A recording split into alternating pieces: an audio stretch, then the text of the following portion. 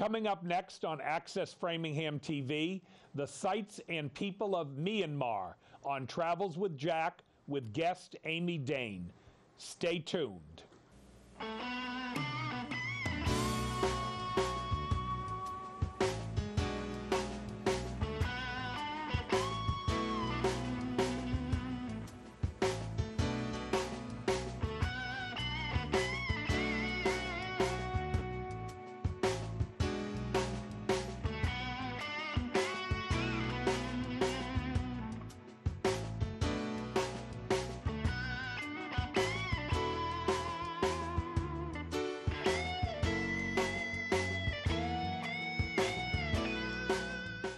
Hello, I'm your host, Jack Barron. Welcome to Travels with Jack.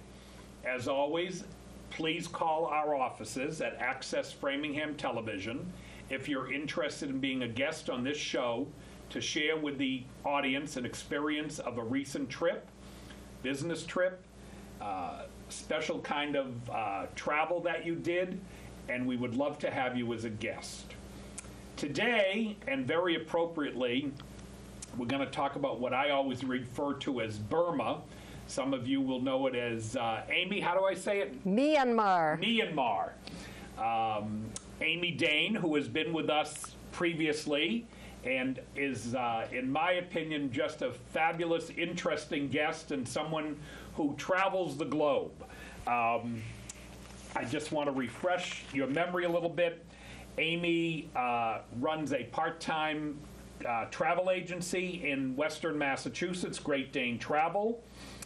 She is also a Travel Companion affiliate and connected with the Museum of Fine Arts, where she does special programs, education, a myriad of things. Massachusetts educated, a graduate of Smith College and Williams College Masters in Art History. And I won't waste your time on all of that. Amy, hold up the newspaper and show the audience. Thank you. Myanmar. Bill, today I got an article that I'd been working on for a while on Myanmar. I worked on it after I took a trip there in February, and I kept calling my editor and saying, when am I going to see this article? And then I got busy over the summer, and I said, don't run it in the summer. I won't be around to read it. And sure enough, it's very appropriate today. I hope you can all look at it at masslive.com, Hidden Myanmar, or my name, Amy S. Dane, and take a look at my photography on this wonderful country and my comments on it. And the newspaper is the Springfield Republican. Okay, there we go. And Amy is going to share that trip with us, which couple of questions before Bill, our executive producer, starts running lots of photos that you're going to share with us. How did you get there? How did I get there? Why did I want to go there? Or how did I get there? You want to go everywhere. Okay, I want to go everywhere, yes. Well, I decided to take Singapore Airlines, and I was meeting a friend coming in from Glasgow. She'd been to Singapore a few times, but this was my excuse to go. I had never really gone, aside from visiting the airport at 2 in the morning to buy perfume and then leave again. So we just to note, everyone, it's a great airport in Singapore. Oh, fantastic. You could live. There was that show Tom Hanks did where he lived in an airport. Singapore is the airport you want to live in if you get stranded in an airport. But we spent several days having a ball there. We actually hooked up in Frankfurt and flew into Singapore together. And then from Singapore, we flew straight on to Myanmar, to Yangon, which was the capital and formerly called Rangoon. Thank you. That's what I wanted. Almost 20 hours of flight time, and they are 11 and a half hours ahead of Eastern Standard Time. Okay. You can't go much farther. All right. So it was quite a hike to get there. It was a hike. The airport there, was it a modern airport? It was. It was. Oh, all right. I'm a little surprised at that. It was. And in fact, I'll talk about this more as we go along as well, that I think the country was a lot more advanced and modern than I had expected all the way around. And we were very pleasantly surprised. In fact, I didn't expect much. I expected very basic and primitive, and a lot of times I was quite surprised. Now, I'm going to take a little bit of liberty here. Please, to our guests, you don't have to call and yell and scream at me. I'm just trying to explain this as I understand it. They have had a military junta Yep. ruling for how many years? General Nguyen set up his military regime in 1962. And shortly after that, all political parties were banned, and he was the boss, and that's the way things were done. And it's been that way up until very recently. And when I say very recently, I literally mean I came home the end of February. In March, they had elections, and they started a civilian government all of a sudden.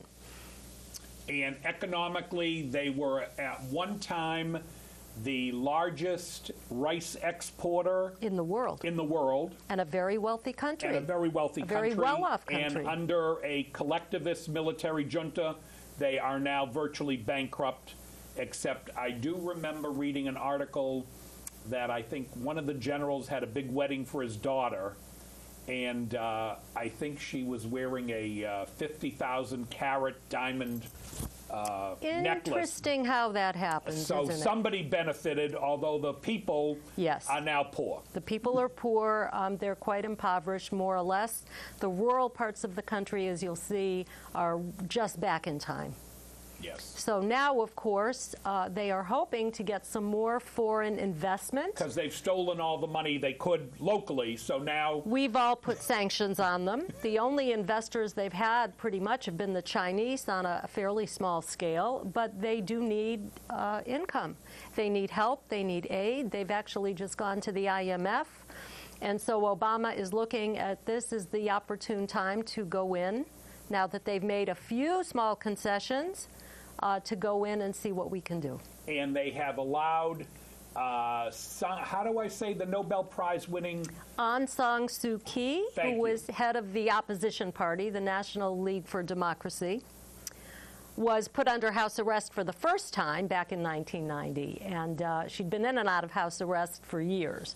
In fact, she won the majority of votes. Like my dieting, I'm in and out. Yeah, in and out, exactly. So in 1991, she wins the Nobel Peace Prize, which came with a sum of money that, believe it or not, the government expected her to pay taxes on, I believe it. even though she was under house arrest. So they have actually made some overtures to her, and she's now going to start to come back to the forefront.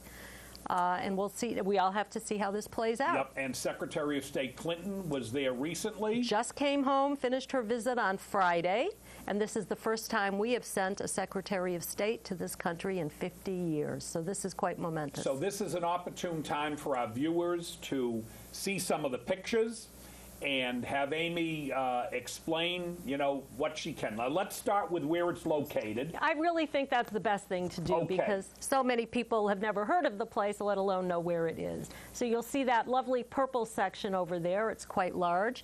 And Jack, it has 1,200 miles of uninterrupted coastline there. Really? On the Indian Ocean. This is what? Now here, this is interesting. Now that we no longer have this military regime, I'm standing on the 6th floor of my hotel looking down, and you can see the empty army barracks. Oh. Since, of course, the government has now vacated and moved the capital to Naypyidaw, a new city entirely, and has vacated Yangon as the capital city. So you see the remnants here. How was your hotel? Well, we'll be seeing that. And this is another that we see coming up, which we took to be the abandoned Parliament building in Yangon. Okay, this is from the rooftop, and here we are at our hotel. Now, we see a wedding here between a British man and a local woman, and this is the very first thing we encountered in this country upon our first hotel at the Parkview Summit Hotel. And elegant as he looks, until we look down to see that he was wearing flip-flops. Oh. But they had to see, look, a beautiful wedding ceremony. It does look beautiful. And this is just it. We were surprised to find the kind of affluence here that we didn't think there was. This is a hotel geared for business people. They had internet. Of course, for us, it never worked. They had a pool. They had banquet halls. This is different. Lovely. Now I'm going to slow down a little bit here. Now we are in Bagan. And again, I show you this lovely resort pool in Bagan just to show you how much nicer these accommodations were than I would have ever expected. Do you recall what you paid for a night at this hotel? We didn't pay. I was on a tour company, but the last business hotel in what was the capital city was $40 a night. Oh, Repeat that. $40 a night. Now, at Wow. this lovely site here at the hotel, I was quite ill one day and stayed back. And for a half an hour, I had my hair washed with a head massage that was unbelievable for $5. So these are 1962 prices. Oh, yeah. I mean, what a place. And this was our accommodation here on Inley Lake, although I must say, what you see there in the corner, that great big building, had the dining hall, and we'll take a look at that. And we stayed, if you continue, to these lovely little bungalows on stilts on the lake, and they were just charming. Now, this looks very much like you would see in the Tahitian Islands. I'm going there in March, so I'll let you know. Well, just so you know, that's what they have. They build the hotel rooms on the stilts, and in some of them they have clear glass floors. Oh, nice. So you can look below and you can see some of the fish running around. And well, these weren't fancy, but they were cute, and we had bug nets on them, and they were just delightful, and the view couldn't be beat. And there's the dining room there. It almost reminded me. Camp. Looked like, yeah, camp is right, or Hogwarts, exactly. And those are our little bug nets on the beds in the bungalow. And there, of course, is just a beautiful romantic shot of this complex in the evening. And this is another resort we stayed in, the Sunny Paradise Hotel, and boy, was this paradise. Now, it was here that I had a $20 Thai massage for 1 hour. And this little Thai girl jumped on me, used her whole body on my body, pulled me, pushed me, poked me, and I was afraid to open my eyes. Now I wanted to just tell you that what did surprise us were all of the cottage industries that we saw. Okay. All over. And here you see sculpture, most of which is religious, making the Buddhas, lots of textiles, and those puppets, by the way, are wonderful. So they are a Buddhist country. They are a Buddhist country. Unlike Malaysia, which would be That's right. Muslim, which would be near there. Right. Thailand, one of its other neighbors, is also Buddhist. Yep. And then, of course, China is a variety. Right. It's overwhelmingly Buddhist. And here, again, textile and the fashion. I love those fashion pictures shown in the textile shop. Bronze casting was another skill that they had. And here we are going up and down the lake looking at these things. Silver, making silver jewelry. Oh, really? Okay. Yeah. And this is... Lacquerware is a big deal. Are these all exports, or do they use them mostly within the country? I think they're pretty much used within the country and certainly made for tourists who want to come by and buy anything. Lacquerware is a lovely art, and I must say they make some beautiful things there. Did you buy some lacquerware? I bought small pieces that weren't best quality, more souvenir types of things. I got you. More souvenir. Here's, they do a lot of painting. You'll see all kinds of painting everywhere. Here's what I bought, and this is hysterical. Now, these are umbrellas, and you can see from the man working on the umbrella just how huge these are. And I fell in love with these great big umbrellas on a wooden pole, and they are waterproof. Now, there he is still doing the calligraphy on them, and I bargained away. So these are hand-painted Hand-painted. umbrellas. I got carried away. Bill, Jack, I don't know why I'm calling you Bill today. Bill's our executive producer. It seems, yes, right. of course. Now, I bought 5 of these huge umbrellas, Wow. and I ended up paying about $8 a piece. And are they paper mache, or are they Oh, canvas, or what? they're paper, but they are waterproof, and I just have to tell you that they packaged them up for me, and I put them up on top of the bus for a few days.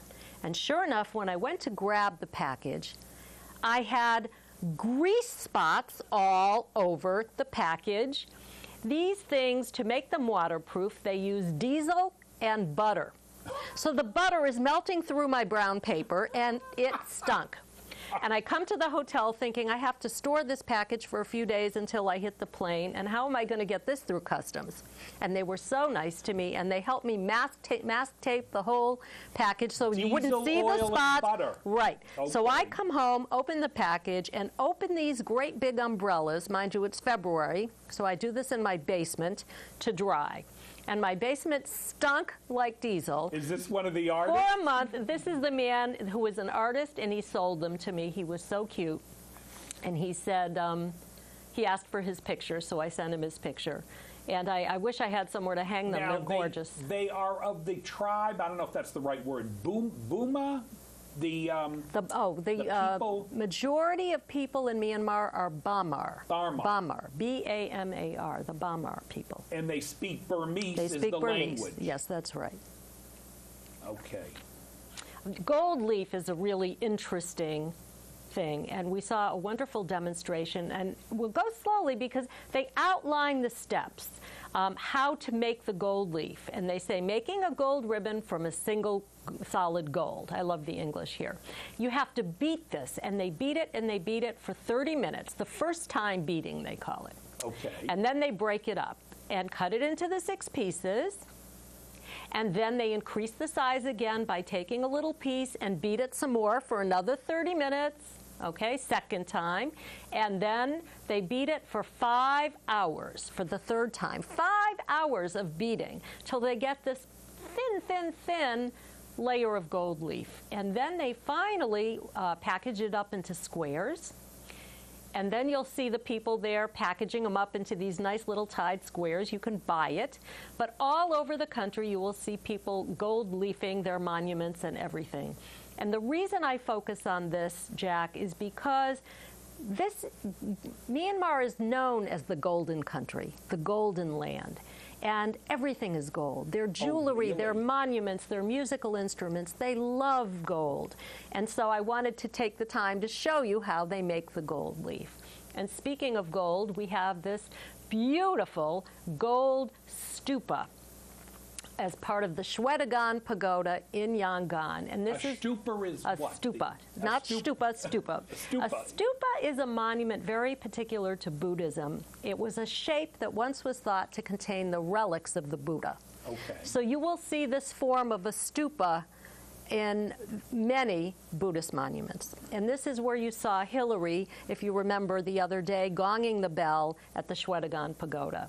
And the complex, though, it's not just that one beautiful stupa, but it is 12 acres worth of a complex. And around the complex are 60 more golden stupas. Really? And you walk through this and you see people praying and making offerings. It's just unbelievable. We spent a good part of a day there. Here is a monk praying. I love that face.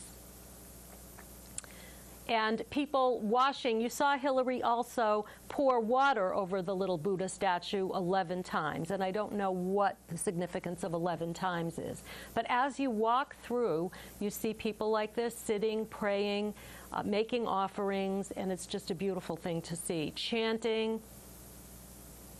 It does. It looks. But the funniest thing is you see in this country Buddhas of every shape and size, and this particular one, or 2 different ones I'm showing you, have flashing neon halos. You gotta love it. Flashing neon halos. Couldn't resist that. And here you see the Shwedagon at night. And this is, again, from the 6th floor of our hotel, looking at it at night. How tall would you say it is? Oh, tall, tall, tall. But I want to tell you that the orb and the top vein that you see is studded with 1,800 carats of diamonds. Really? Of diamonds. This thing is huge. But there is a bigger one in another city called Bago. So everywhere you go, this is another religious site called Golden Rock. And look at that. Covered in gold. Covered in gold, and you see the little stupa shape on the top. And it's a pilgrimage site because once upon a time, a hermit brought the king a hair of the Buddha. And he said all that he asked in return was that the hair was enshrined over a boulder that looked like the shape of his head or something like that. And so you make a pilgrimage to this very holy site. Now, to get there, we went by bus way up a mountain called Mount Keikyo, I think. But then we had to cram in these little local buses. And when I tell you cram... Is the bus what I might call a truck? This is a truck. You see the little steps to get in. I do. Is that the bus? That's a quote. First we took the bus. Then we cram into this truck. And when I tell you how many sardines can you fit in a can, you were merged with the 4 bodies around you. You couldn't see out and there was nothing to hold. And this truck started veering around curves with the finesse of a roller coaster. And up we went, and it was a joyride that I hope never to have to take again. Well, I know you come from the hometown of Peter Pan Bus Oh, Company, heavens. so you and should out share with them. we spewed out of this truck, But truck, yes. And then from there, we were not done. Because you have to understand that to make a pilgrimage, it's the effort in getting there that is as at least important as actually being there once you're there. So from there, we were offered sedan rides where 4 men will carry you up the rest of the way. Oh, like Cleopatra. Now, I want you to know, I would never never, ever do this, except that I had such bad bronchitis I could barely breathe. And I could not exert at all. I was quite ill. This is your entrance into Rome to see Caesar. This is my entrance, and you see my good buddy Margaret next to me, and this was $8. These poor 4 guys made $8 carrying me up and down. And every so often you see them switch positions or trade off with some other people, but you really, when you see that very heavy people, who are usually the ones that pay for these things, being tugged by these men, you feel so guilty. But it is something sure for the local economy. They tell me it's $16, Jack. They might. We need 8 men to carry you. Could be. These are more monks. Here you see the monks praying at the Golden Rock. Yep. It's a very, very big pilgrimage site. And how spectacular is that? You just think one big blow of wind, one big puff, and that thing would go over. No, it looks tremendous. It's gorgeous. Now, the other site that is very important religiously is Bagan, or sometimes you'll see it spelled with a P as Pagan. And again, this is acres and acres of over 4,000 stupas. And this is probably one of the most famous sites in the country. And the whole place is, I said if I could rename this country, I would call it Stupaville.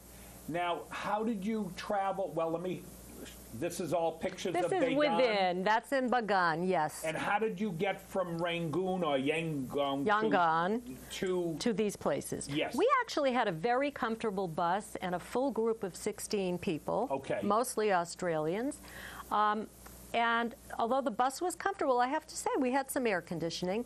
What isn't comfortable is that even the paved roads, few and far between that they are, feel like bumping along on dirt roads. Okay. So potholes, everything.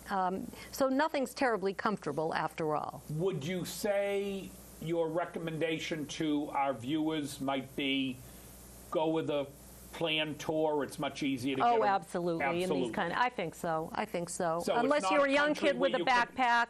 But could you easily rent a car and do the same kind of trip, or you think it would have been tough? I think it might be. Okay. I think it might be. I can't say you couldn't do it, but it's easier this way, I think. Okay. Now this is more. That was where we left off in Bagan, and we did have a beautiful time looking out over a sunset, climbing up one of the main temples there. The stuff looks like it's in pretty good condition. No, a lot of it is not, and the government doesn't put much into it. They do reap the benefits of the entry fee you pay, but here is where I liked so much more. And here we're going to a site where we're walking through this covered arcade lined with shops, and then we come out and we see this. And this was a small area of really over 1,000 stupas from the 11th to the 18th century, and they were mostly in ruins, but they were tiny, cute little temples, and you can see the trees just growing right out the top. Yes, yeah. It's just in the middle of nowhere. The carvings were stunning, just stunning. It's a shame to see them not being kept up, but I loved this site. It was my size. You can see literally my size, because here I am in the doorway of one of the little temples. And I just found that much more charming. A UNESCO World Heritage Site? Bagan is, yes. Bagan is, yeah. So they are getting some financial assistance to help maintain? I believe so. Oh, well, that's good, because, you want these things to remain. Yeah. Now what I'd like to show you is we're going to go from city to country to lake to ocean. And this is the city of Yangon, what was the capital. And interestingly enough, you are not allowed to honk your horn in Yangon. Okay. So it's a fairly quiet and nice place, unlike some of the other cities that you'll visit. And everything you see is done on the street. They eat on the street, they cook, they buy, they sell. All of this is just on the street. The flowers. This woman is looking over some dried salted fish that I can't say smelled too good in the heat. But life takes place on the street. Tell me a little bit about the food. This looks like it was a British... Yes. Well, we'll talk about the food. How about we'll do that in a little bit? When you can. When you can When I squeeze it can. in, Okay. talk to me. Yes, this will definitely smacks of European colonialism. Yep. And that is the High Court, and it is a splendid building.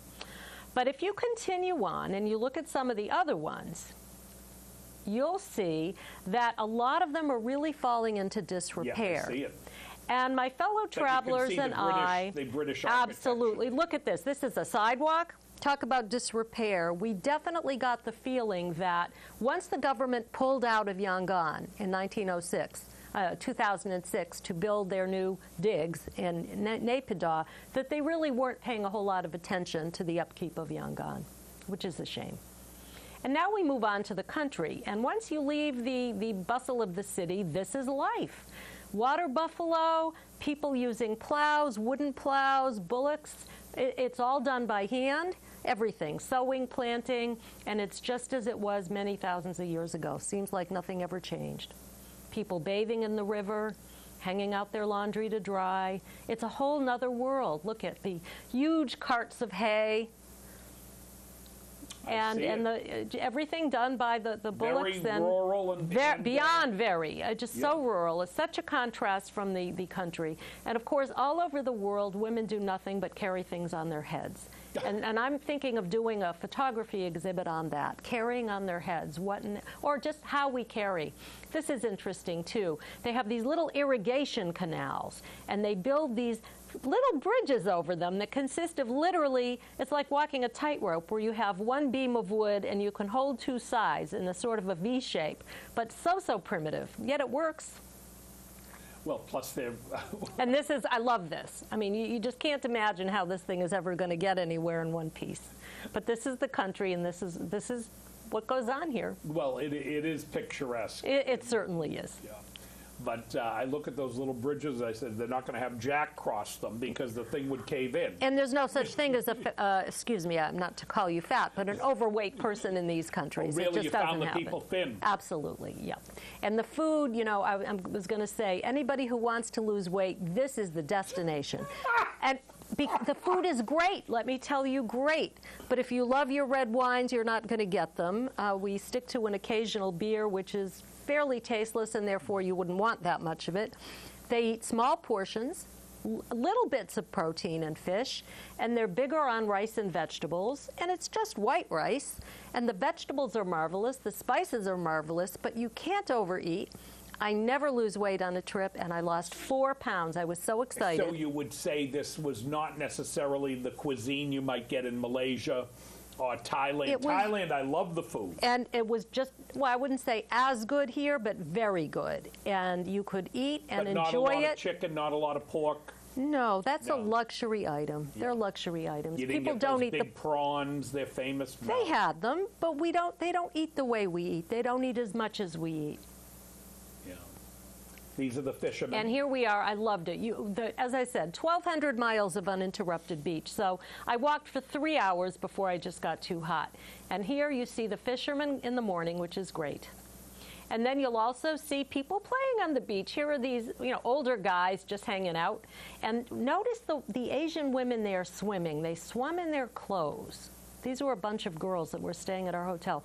We were the only people, the Westerners, to wear a bathing suit. Really? Yeah. Oh. And you see people selling on the beach, the rubber tires and this woman with her food on her stick. And then, of course, I love the one here where she's carrying her skewered fish on her head. That's just a dynamite shot.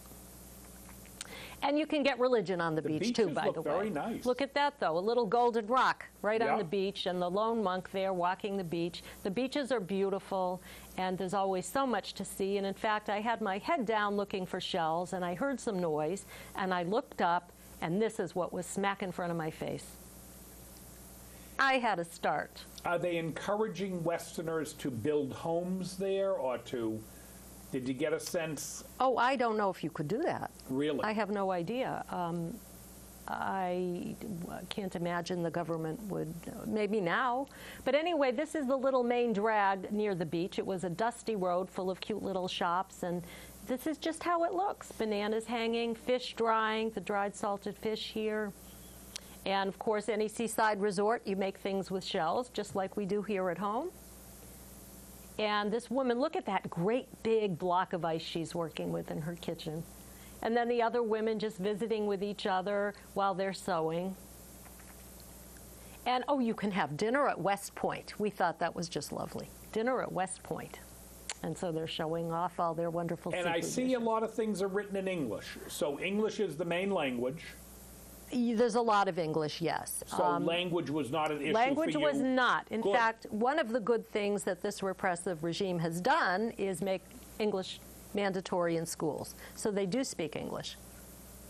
Well, that does make it easy. That's one good thing they've done. And people were so friendly. The couple over there asked us if we would like to come over. And our immediate response was, oh, we wouldn't want to bother them. But then we thought, why didn't we? We would have loved to have gone over and see how they lived. But such friendly people.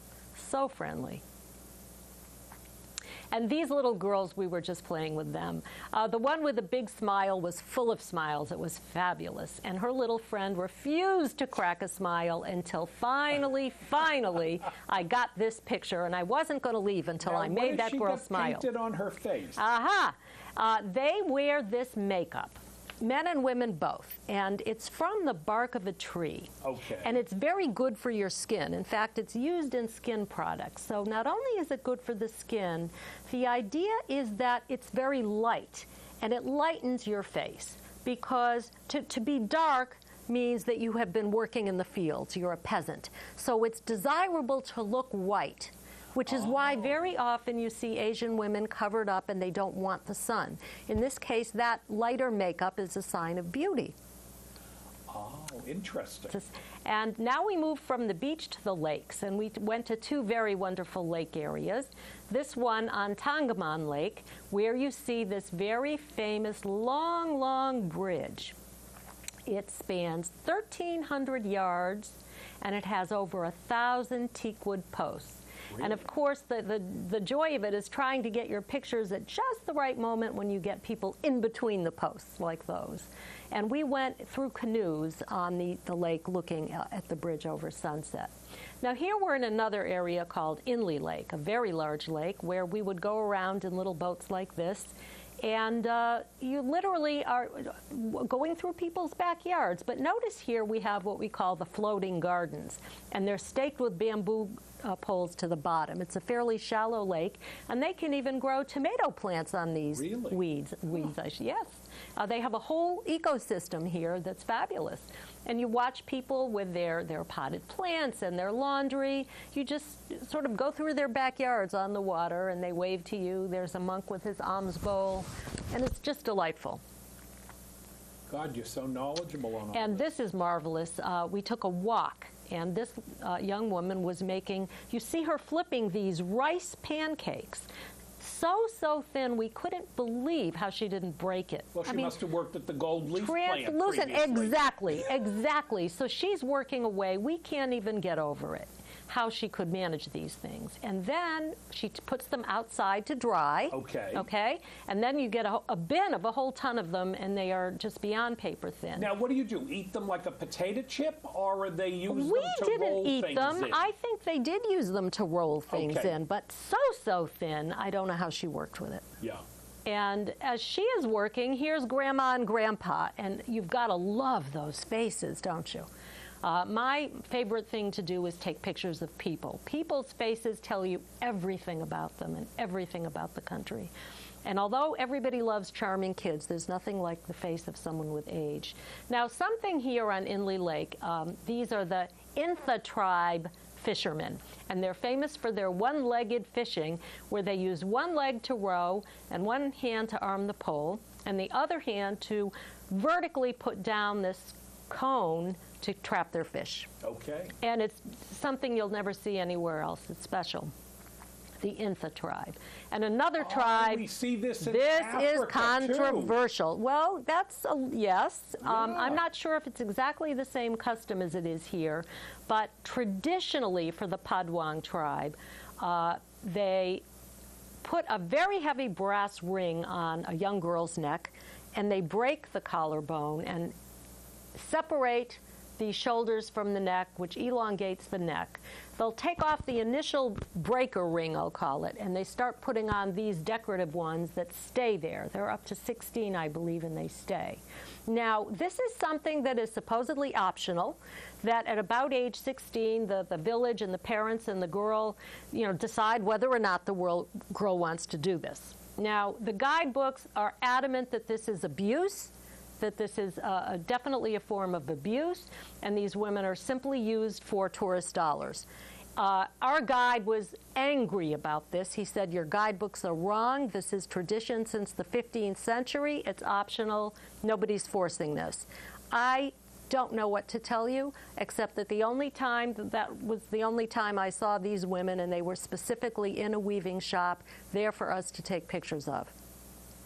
So, and they asked you for a donation, I'm assuming. I think they figure you're just going to buy something anyway, okay? But now we get into some kitschy things in this country, and this is a wonderful little place called the Jumping Cat Monastery, because it has a long tradition of when the monks must have gotten bored, they would teach cats how to jump through hoops. Oh, really? And that's what they did. And so nowadays, as tourists come in and out, they're happy to show you the cats jumping through hoops. See?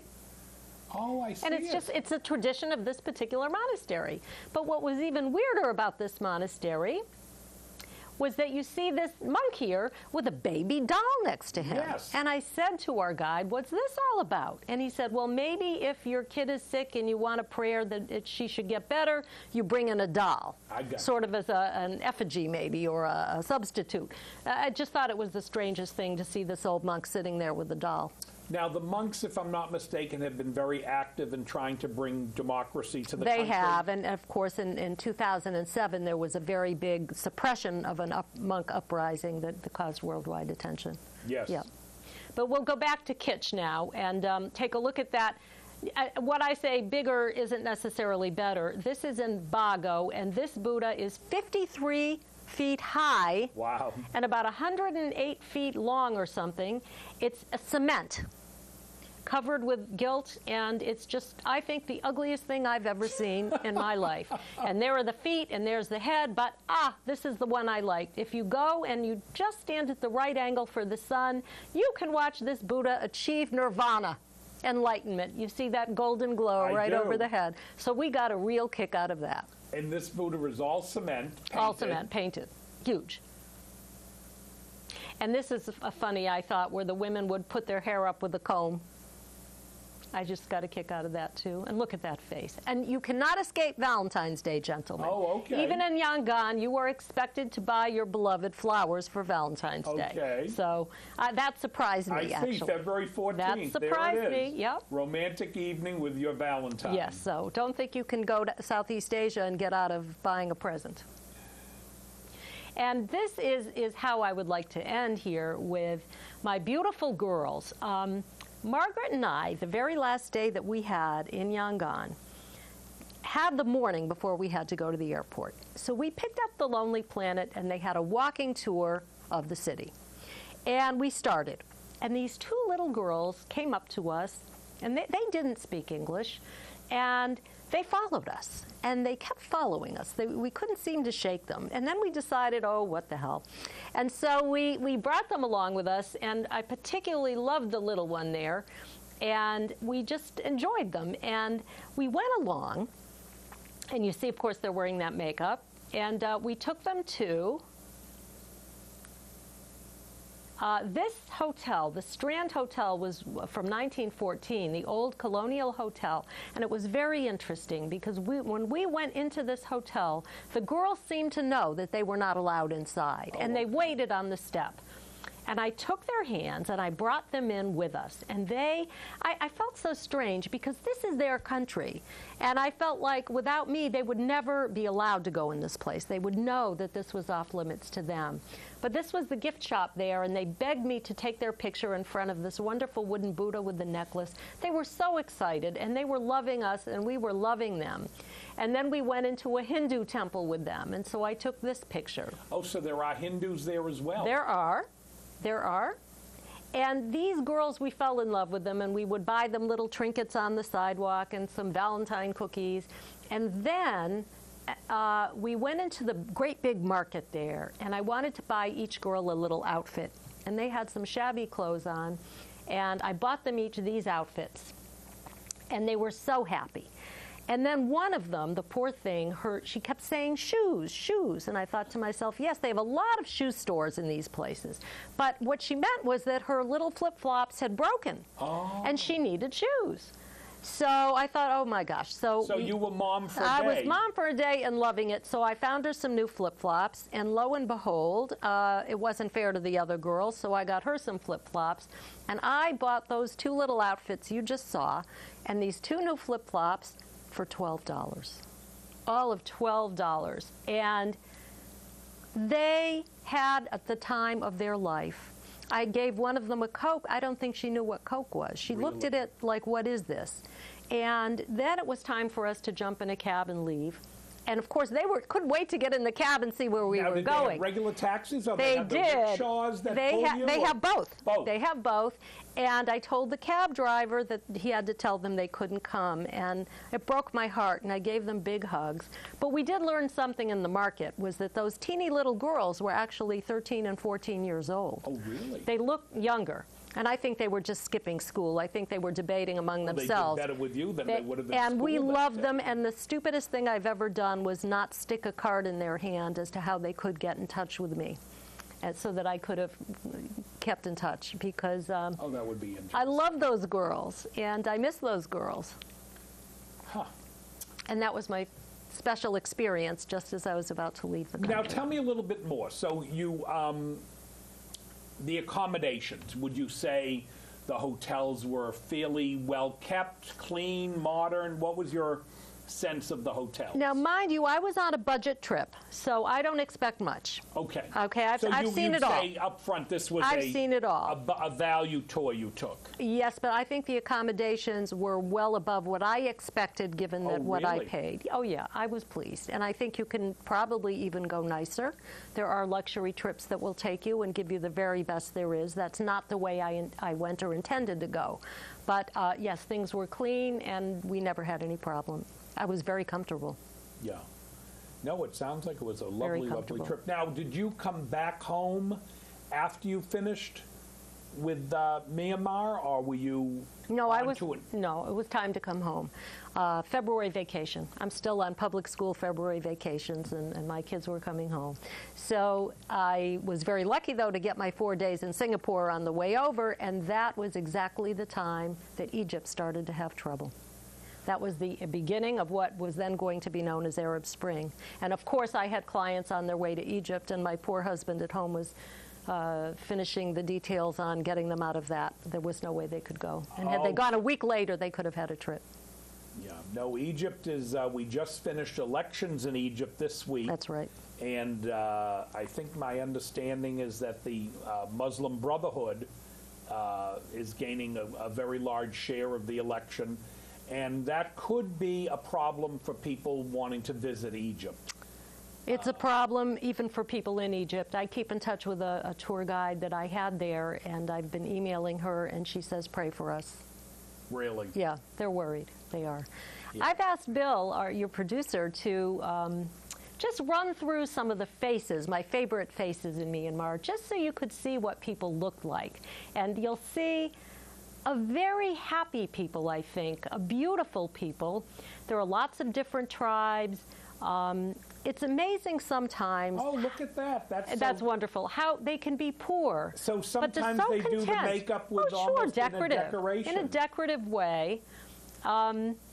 They're very happy, and I wonder how much Buddhism plays into that, the being content, because Buddhism is very into a way of life that's content, and people were not outwardly hostile. No, they're very friendly, but they seem to accept their position. Even in very rural situations, people seem very accepting. And I've been having fun now doing photography shows, and my particular trademark is faces from around the world. I just love people's faces. I do much better with that, I think, than landscapes, and to me, a place is about their people. So I just wanted your viewers to get a sense of how people look. This was my elephant boy. I went on a little elephant trek through the jungle, and he sang to me as we went. And then I gave him, speaking of Egypt, my shirt, balloon shirt from Egypt, from the hot air balloon ride, and he was so appreciative. And these are the Shan people who you'll see will throw these colorful rags around their head. It's wonderful that you have such a good memory for the different tribes. And there are many, many. I'm very impressed with that. There are many, and a lot of them also are up near the Thai border. We didn't go any further north than Mandalay, but it's quite a large country. But the people are fantastic. It looks like Hugo Chavez from Venezuela. And I got some, beautiful sunset pictures. I really got wonderful pictures, and I think for people that like to take pictures, this is really a photographer's dream. There's nothing you can't get here, and I just think they're delightful. I see what you mean, though. The boys wear the makeup. They all wear it. Everybody of all ages, and it's good for you. It's good for the skin. Is this because of the heat as well? You think they wear the makeup to protect? I would think so, yeah. Out? Moisturizing, yes. And as I said, to keep a little bit of sun off the face and give the appearance of a lighter skin, which therefore is considered nicer, not to be so dark. Yeah. And the teeth. This man must have been chewing his betel nut, because as you know, they do a lot of that. It's a stimulant that will turn your mouth red. Oh, really? No, I'm not familiar with it. Oh, it's terrible. You get, mostly the men, but women will chew it too, when you get these big red smiles. It's just horrendous. And they're talk about a beautiful smile. The betel nut has a little bit of a... It's like our coffee. It's a stimulant. Oh, okay. But apparently they chew it. It tastes disgusting. So you spit it out on the ground, and ultimately, if you do enough of it, it will stain your teeth red. Now, do they still have a rubber business in the country? Or? I don't know. I know Indonesia always did. Yes, no, I know. Indochina, I know say. Years ago they did have a big rubber export. Nothing that we heard of. Okay. Very low on industry.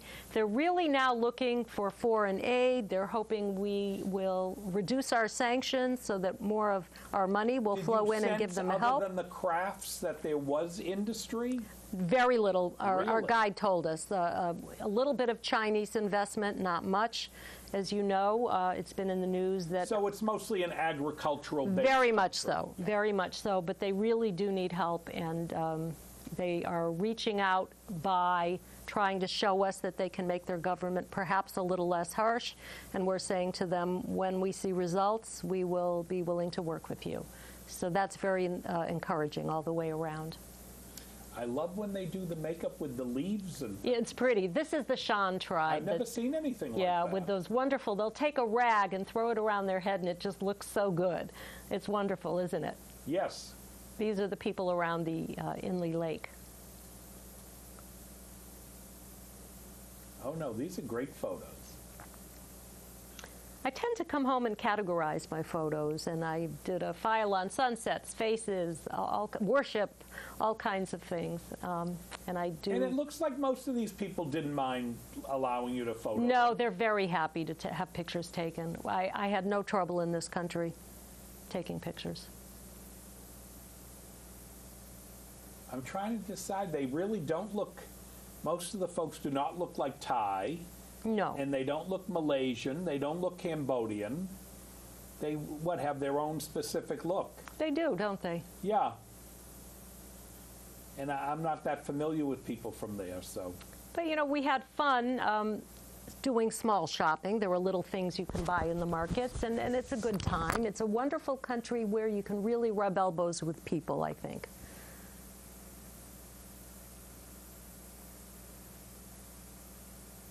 That's sweet. Yes.